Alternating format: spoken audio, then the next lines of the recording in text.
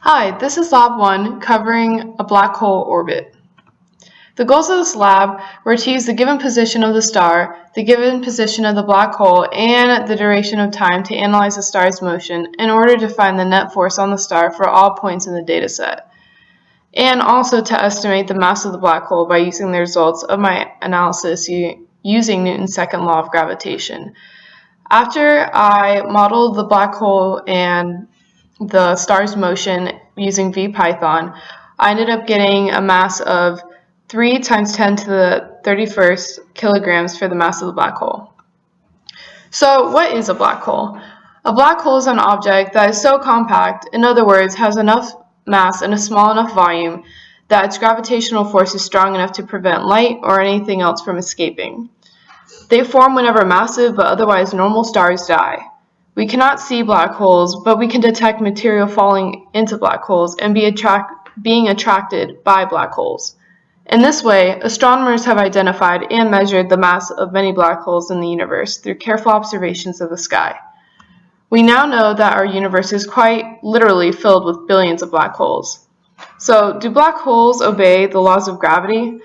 Black holes obey all the laws of physics, including the laws of gravity. Their remarkable properties are in fact a direct consequence of gravity.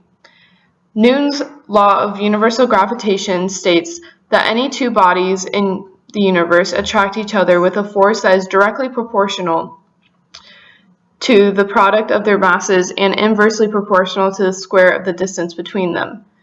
We will get this data by using the given position data.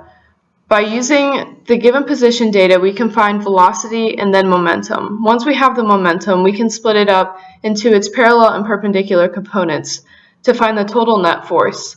Once we have this information, it is possible to model the situation with a computational model. To model the star's motion and to find the mass of the black hole, we have to use the momentum principle, which says momentum is equal to mass times velocity. The change in momentum is equal to the net force times the change in time.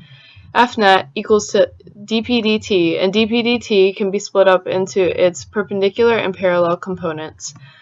Some important codes deal with the initial properties, such as the mass of the star that is given to us, as well as the black hole's position and the duration of time. So important codes deal with the net force. Because F net is equal to dp dt perpendicular, F net parallel is equal to dp dt parallel, and F net perpendicular is equal to dp dt perpendicular. Overall, the net force is equal to its parallel and perpendicular components added together.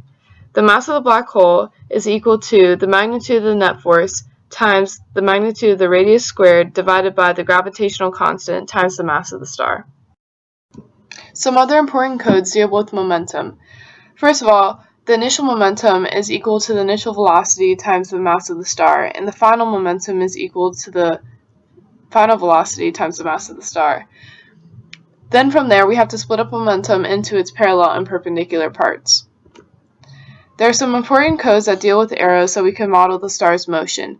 Arrow 1 is the yellow arrow and represents the net force. Arrow 2 is the blue arrow and represents the perpendicular component of the net force. And arrow 3 is the black arrow that represents the parallel component of the net force.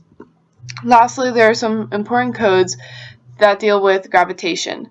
The mass of the black hole is equal to the magnitude of the net force times the magnitude of the radius squared divided by the gravitational constant times the mass of the star. This comes from Newton's universal law of gravitation that says the gravitational force is equal to the gravitational constant times both masses divided by the radius squared. The mass of the black hole was found to be 3 times 10 to the 31st kilograms, and this comes from here when running my Python code. So after we find the mass of the black hole, we have a few questions. So we need to see how the perpendicular, parallel, and total net force is different from the perpendicular, parallel, and total momentum.